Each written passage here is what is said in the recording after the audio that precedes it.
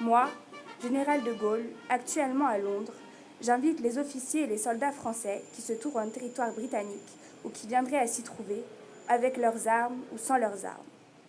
J'invite les ingénieurs et les ouvriers spécialisés des industries d'armement qui se trouvent en territoire britannique ou qui viendraient à s'y trouver, à se mettre en rapport avec moi.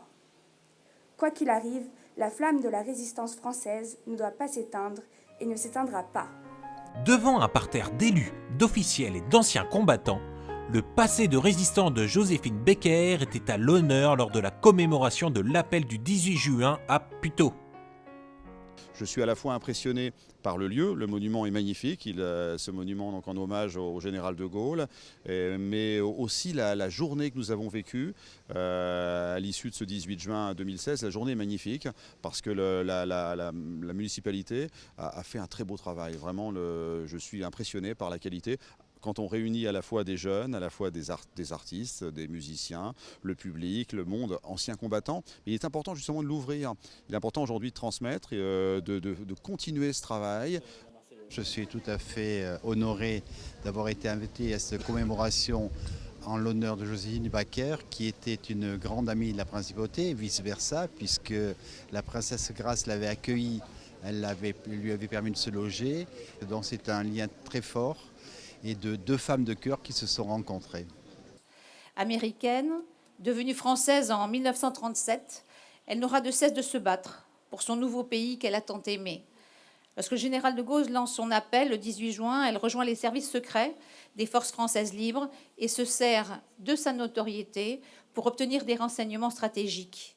Engagée ensuite dans les forces féminines de l'armée de l'air, elle s'acquitte de missions importantes et non sans risque, avec un courage et un sang-froid remarquables. J'ai deux amours, mon pays et Paris, vers eux toujours, mon cœur est ravi. C'est beaucoup d'émotions en fait de chanter ces chansons-là.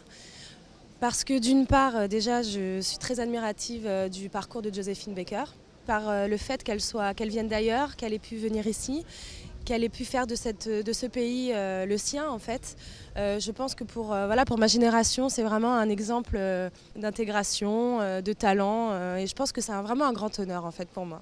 Rien ne prédisposait à ce que cette femme rejoigne la résistance extérieure, la résistance française.